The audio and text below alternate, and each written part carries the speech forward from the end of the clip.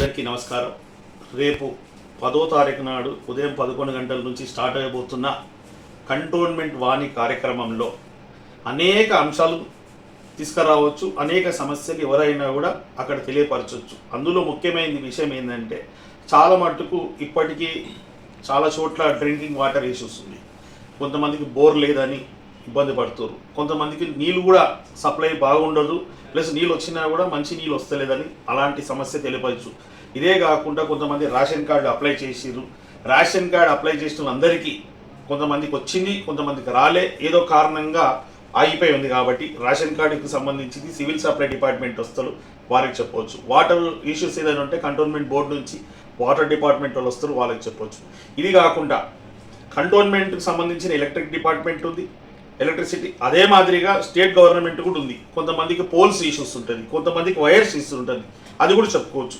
అదే మాది తాగునీళ్ళకి సంబంధించింది కొంతమంది బిల్లు ఇష్యూస్ కూడా ఉన్నాయి, ఆ బిల్లు ఇష్యూస్ కూడా మాట్లాడవచ్చు. ఇదే కాకుండా కొన్ని చోట్ల ఈ రోజులలో కొన్ని ఇబ్బందులు అయితే బస్తీలలో అక్కడ పోలీసు వాళ్ళు అక్కడ కొంతమంది కూర్చుంటారు, అక్కడ స్థానికంగా ఇబ్బంది పెడుతున్నారని కొంతమంది చెప్తున్నారు. వాళ్ళకి కూడా పోలీస్ డిపార్ట్మెంట్ వస్తుంది. కాబట్టి వాళ్ళ బస్తీలో ఇలాంటి వాళ్ళు ఇబ్బంది పెడుతున్నారని చెప్తే అక్కడ కూడా పెట్రోలింగ్ వస్తుంది, వాళ్ళకి ఇబ్బంది లేకుండా ఉంటుంది.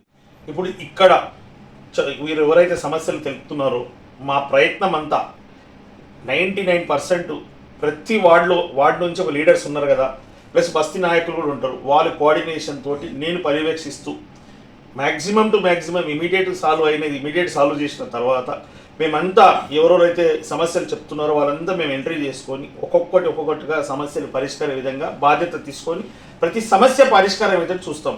ఇప్పుడు గతంలో ఏంటంటే ఎవరో చెప్తారు, నేను చెప్పిన తర్వాత నేను కంటోన్మెంట్ బోర్డు చెప్పాలి, అదే స్టేట్ ఆఫీషియల్స్కి అయితే స్టేట్ ఆఫీషియల్స్ చెప్పాల్సి వస్తుంది.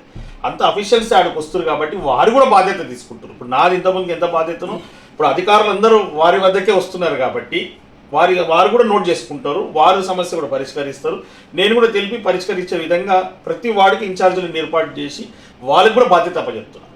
అసలు కంటోన్మెంట్ వాణి అనే ఆలోచన మీకు ఎందుకు వచ్చింది? అసలు ఇప్పుడు కంటోన్మెంట్ వాణి అనే కార్యక్రమం నాకు రావడానికి కారణం ఏంటంటే అందరు నన్ను కలవాలనుకుంటారు, నేను అందరినీ కలవాలంటే ఒక్క రోజులో సాధ్యం కాదు, ఒక నెలలో సాధ్యం కాదు. కాబట్టి ఇలాంటి ప్రోగ్రామ్స్ పెడితే అందరు ఎవరైనా ఎక్కడి నుంచైనా రావచ్చు.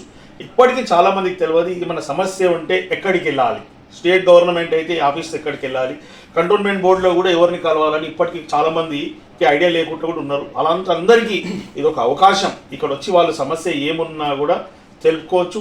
నేను కూడా సంతోషంగా ఆ సమస్యలు పరిష్కరించడానికి ఒక ప్రయత్నం కాబట్టి ఒక ప్రోగ్రాం పెట్టడం అంటే మ్యాక్సిమం టు మ్యాక్సిమం సమస్యలు పరిష్కరించాలనే ఉద్దేశమే ఈ యొక్క కార్యక్రమం.